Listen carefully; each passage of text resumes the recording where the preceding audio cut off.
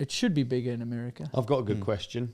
Yeah. It's from ODub23. What do you think of the semis? Never heard of him. Haven't we chatted? I haven't been on the podcast to chat about it. I think I'd love to hear your summary of what you think the semis has added or taken away from downhill. And I'm not being rude. I'm just looking for a question. So, I understand trying new things. I understand that maybe the current status quo wasn't the best. Like, I can totally understand that. I can see, from my side, I can see why they did it. Yeah, it definitely. looks to me that they want less people in the finals for broadcast. Whether you agree or you don't agree. I do think broadcast needs to be a tight package, less riders, and build stories. The challenge that we saw with the semis, I don't think you got the correct 30 in the final. Meaning, so like Leger, prime example, Dylan Maples qualified 4th. He clearly was fast on the track. He's earned his way. Then now you go and do the semis again. He could either crash flat. He crashed, you could say, is his fault, but now he's got to prove himself twice. Or he could get a flat, and he doesn't get to race the finals. So I pitched this to Bernard last year, April, I think. And I thought if the organizers need to be 30 in the final, if broadcast is making those decisions, then I think there's a fairer way to get there. And I called it the LCQ, borrowed from motocross. Love it. And he loved it. I've pitched it to quite a few team managers. How would it work? And what it will be is qualifying. The first 30 go straight to the final. So Dylan Maples, for example, he was on Commonwealth Muck-Off, he would have gone straight through. So he's in the finals. Then you take the next 30 to 60 that didn't make it, like normally, 60 would make it to the final. So there's 30 to 60 from the quali.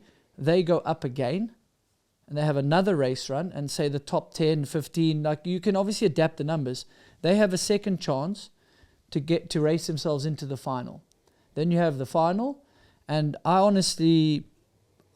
like to chat to them and sit in the room, but I liked when you came to air with a pre-show and a hot seat run and kind of set the tone. Now we went in, luckily Greg had a really good run and he sat in hot seat, but often the 30th rider is not going to feature. So maybe you do 25 riders on the broadcast and there's 15, 20 that are at the final. Because on the day, sometimes you want to see, like if Aaron Gwynn comes back from injury, is he going to be top 30 pace? I don't know. Hope so. But if not, I don't see him on the final. If I drove to the event, I want to watch Aaron Gwynn coming back from injury. Greg Minnaar only just snuck into the final. I personally am hoping for more people in the final. But your question was the semis. I think they tried something. I think the riders don't enjoy it. I've seen the fans don't seem to enjoy it because what's the story there? You're sort of having to risk it twice and you're losing people that should be in the final. That is just what has happened. Yeah. And I like the LCQ because I think it's a fairer way to have less people in the final, or the fairest way to get the correct fast 30 on that track in the final, or 40. I think there should be at least 40 in the final, maybe 50. See, I like... Because we're losing riders. Benoit Coulange is a prime example. Battled to qualify for a while, finds his feet. Sponsors still backed him a bit. Now, are sponsors going to back you if you're not in the final? Eventually, they're like, dude, you're not making the final. That's where the TV is. Yeah. You're a semi-final rider, but you're not a final rider. That's a challenge. So I really think that's one way to be fair. I'm not saying it's the golden best solution, but I really back the solution. I'm passionate because I think we're going to lose riders in the industry. Yeah. And in their defense, again, I'd love to just work with them and have the conversation. I don't shit talk on them. They got a very difficult job. They have a point. There are too many people at the event. There's too many people starting the event.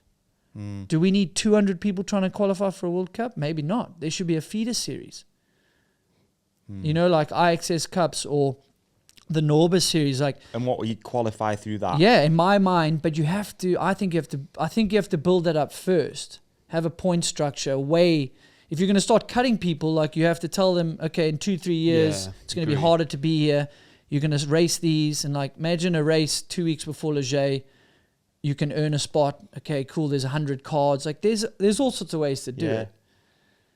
So it's a long-winded way to say, I think they tried it. Like I understand why. Like it didn't seem a negative to try it, but the riders, like I haven't heard any of them really stoked on it. Yeah. And to me, like they're your asset. I think you need to keep the riders really happy and the teams happy. And then there's an ecosystem and fans. Because that's ultimately what's going to... And that's what I was going to say. And remember, be grateful. Like these people are putting on an event and they're putting heart and souls and pumping a lot of money, and Discovery's pumping money in here to try grow this for the long term. I think everyone should work together. Yeah. I feel like you talk from a rider's perspective, but like even from a fan's perspective, I was really excited about more racing. And then it's become apparently it's like quite hard to follow. Yeah. And I remember back to what was it on the live broadcast was like racing had gone on before we went live kind of thing. Yeah. And there was something fun about tuning in and finding out who was going to be in the hot seat. Like so that was cool, wasn't it? You weren't seeing that as a negative, the old version. The old version I wasn't seeing as a negative, no. Because that is when I take the previous rider had off and I try go to broadcast and I've been in commentary, it is a tough sell sometimes. Same at Discovery, it's like, what do you mean 20 riders have gone down and we're not going to show them? What if one of those guys wins? Yeah. But the catch-22 is when they come with 30 riders, they show Greg's full run because they've got the time. Then they go to 1 minute intervals because of the package. And then you don't see the full run anyway. So if someone qualified 28th, you live don't see his full run. They can pre-record. So I'm thinking, like you say, if you're coming on air, show me the full hot seat run. Yeah. At least if that guy wins the race, you got his run. Yeah. If there's another guy that's second and you don't really have his run, like thank God you got the winning run. But most likely, if you've done a quali and you've done a re-rank on times, you can re-rank the guys for the final that you should have a really good running order. I think you should re-rank. Like say someone goes for the LCQ and he gets first in the LCQ and his time's 7th best for the day on the similar conditions, then put him 7th off. Because you want to build the crescendo to the end. Yeah, definitely. I think it's a great idea. Like we chatted, it was last year with Bernard, loved it. I told Jackson about it, he really enjoyed it. I've sent it to a few team managers and I was open, like, I'm not trying to make changes for the sake of it because I think this is a good idea. I think it's a fairer, safer way to do it for the sport. Yeah. I'm hearing there might be changes. Maybe they're similar. Maybe they heard it. Maybe they didn't. It doesn't bother me. Yeah, but just it's protect the sport. Protect the sport. I think there seems to be that riders don't have much of a voice when it comes to this. That's what from my side, it certainly seems that way, Davey. Yeah. I think you're right. So someone stepping up who can have these conversations. You know, I know Bernard spoke about it before, about the riders' union and this and that, but nothing seems to materialise. So it's going to take someone stepping up and being like, no, we need to make this happen, whether it's a rider that's currently racing or someone like yourself that's like doing something different with the sport now.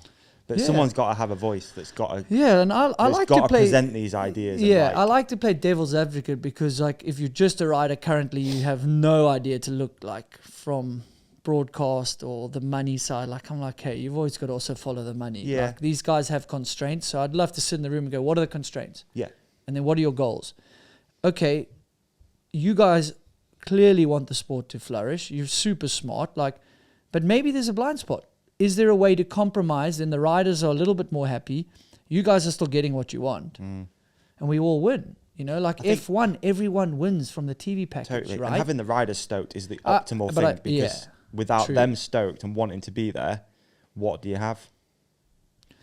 Yeah, I guess I probably have a bit of bias, don't I? Being a former rider, like, okay, we don't want to lose people in the sport. Like, I'm trying to protect the riders, but maybe that is fair to protect the riders because they are the asset.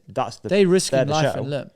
Yeah, totally. Yeah. Mate, it's so interesting because, like, if you look at Hardline, it feels like with that, you get the vibe definitely from all of the content that comes out around it, from vlogs and stuff, that the athletes are excited, and it's like, I don't know, they're just more of I want that vibe at a World Cup, but it's like, how does that happen? I don't know. Maybe it is there within the thing, but you don't seem to see it the same. Yeah.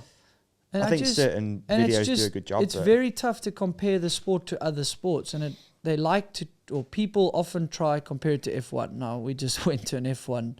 It's a bit different. But why? But if we break down why, you've got 10 manufacturers or 11 or whatever's on it. So it's 10, say, with 2 drivers because of how damn expensive it is.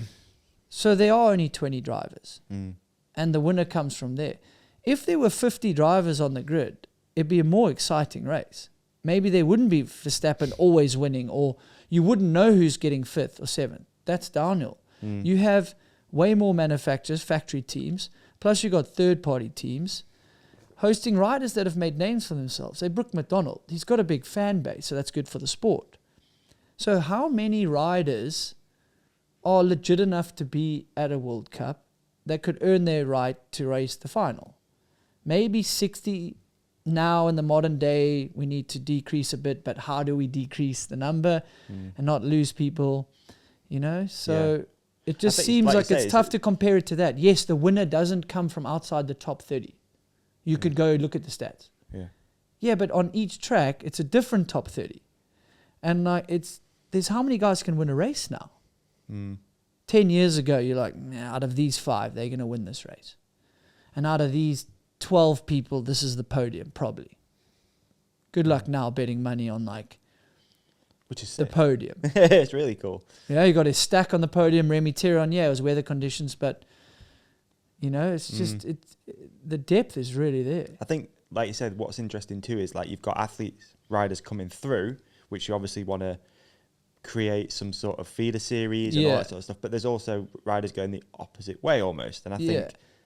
I hope this doesn't sound harsh, but like Brooke's a great example. It is he's a good example Brooke right really now. on the live broadcast because unfortunately he hasn't really been making finals, but it's Brooke McDonald. Like, he deserves more than just, oh, sorry, mate. Like, other sports have cards that they give out. Surfing does it, golf. Like, I think I'd rather compare it to that and build a model where you have cards, you earn your UCI World Cup card, and there's injury clauses and these things. Like, you can model it off some pretty successful sports. Yeah.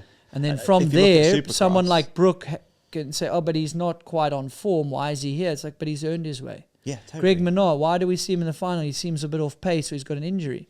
But you want to see him. Olly wants to see him. I want to see him. We almost didn't see that. Yeah. Because he was 30th. It's like, damn. Yeah. So there's rules and you can't win them all, but maybe Greg would have had a lifetime exemption by now. The most winningest rider, Tiger Woods, literally can play any tournament. He literally pitches up, misses a cut, I'm watching for 5 hours. What's Tiger going to do? And that's kind of what Greg has earned. That would be cool. Gwyn Gold as well. Card, okay, so Gwyn's coming back. 5-time overall World Cup winner. Are you telling me he has to qualify to get into the final? Yeah. Just put him in the final. Let's see how he does. Give him some reps to get better by the end of the season. Yeah. I don't know. Yeah, mate. I'm just riffing, you know, like. I was going to say though, like with Supercross, I got utmost respect for the organizers. Like, I might have come out the gates. People maybe think I was a bit harsh or opinionated. It's like, I just want everyone to know I'm just there to be devil's advocate to try help the sport now. Yeah. Okay. Hey, man, what an episode that was. You did amazing in it. And so did you. You shone like a star. You shone like a moon. Can we also put something up here that you can click on for the next episode? How about we put a subscribe up there in the middle? Yeah, we're going to put a video we think that our lovely companionship will love on your face. On my face? Yeah. And so they can't see me now? Gone. And on my face, another video that we think people will love. And thank you for watching. Thank you for listening. Please hit like and subscribe. You guys are the best. Peace and love.